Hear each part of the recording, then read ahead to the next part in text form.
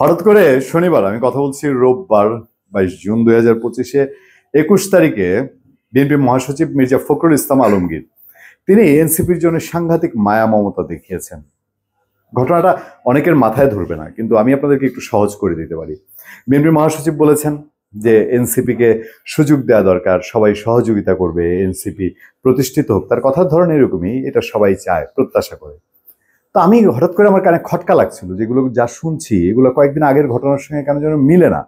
এই মির্জা ফখরুল ইসলাম আলমগীর এনসিপি কে ঘুরিয়ে ফিরিয়ে কিংস পার্টি বলেছেন। তিনি বলেছেন একটা দলকে সময় দেওয়া হচ্ছে, প্রস্তুতি নেওয়া হচ্ছে।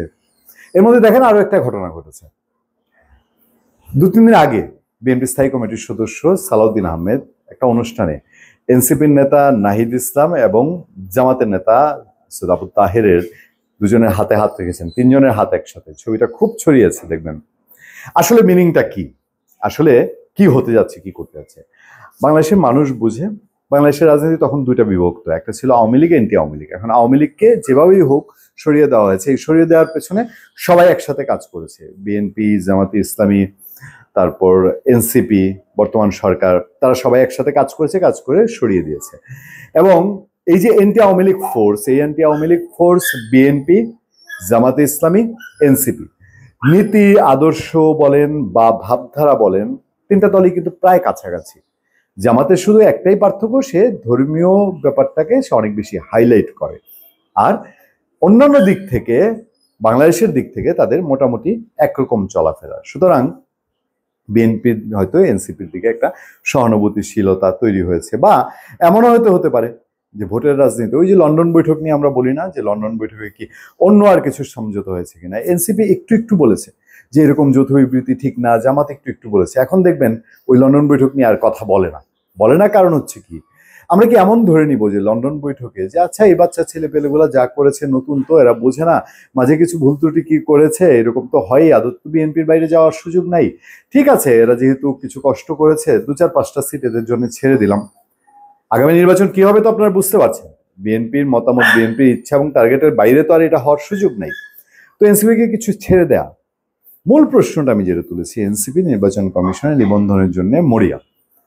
দেখেন, আমি জানি না এই ইলেকশন কমিশন, ওই যে আওয়ামী লীগ কিছু আওয়ামী লীগে দিয়েছিল বলবো, তখনকার ইলেকশন কমিশন তো আওয়ামী লীগের মানে অ্যাপয়েন্টেড চাকর ছিল।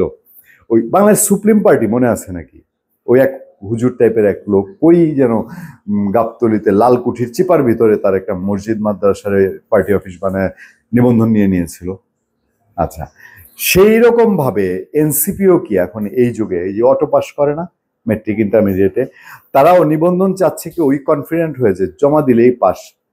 সারা দেশের বাস্তবতা কি বলেন দেখি। কমিটি হয়তো কিছু কিছু জায়গায় করে ফেলেছে, ওই যে বৈষম্য বিরোধী ছাত্র আন্দোলনের সমন্বয়ক, তারপরে ধান্দাবাজ কিছু সমন্বয়ক আবার একত্রিত হয়েছে, একত্রিত করে ধান্দাবাজি করে। দেখবেন জেলায় জেলায় বিভিন্ন জায়গায় এখনো ওই ধান্দাবাজ বৈষম্য বিরোধী ছাত্র আন্দোলনের কিছু গ্রুপ আছে। এরা বিএনপির সাথে বাজাবাজি করে না, এরা বিএনপির সাথে অনেক সময় বলে যে ভাই এই কাজটা আপনি তো পারেন নাই, আমরা একটু করে দিই, আচ্ছা আমাদের একটু রাইখেন। এই টাইপের হয় বিভিন্ন জেলা, উপজেলায়, থানা পর্যায়ে।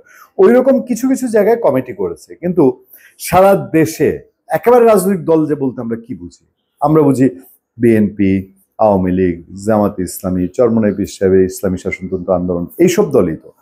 এইসব দলের বাইরে বাকি দলগুলোকে আমি বাংলাদেশের দল মনে করি না। এরা আছে, এরা নেতার ব্যবসা করার জন্য একটা দোকান দরকার, এই দোকানদারি তারা করে যায়। বাকি দলগুলো আসলে কি, সারা বাংলাদেশে কয়টা জেলা, কয়টা উপজেলা, কয়টা ইউনিয়ন তো বাদই দিলাম, কোথায় পাবেন।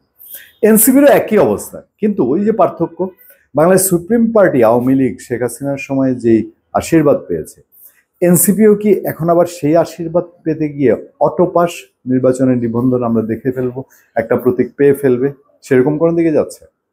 ভালো থাকবেন, সুস্থ থাকবেন। আপনাদের সাথে আমি আতিক রহমান, পূর্ণিয়া।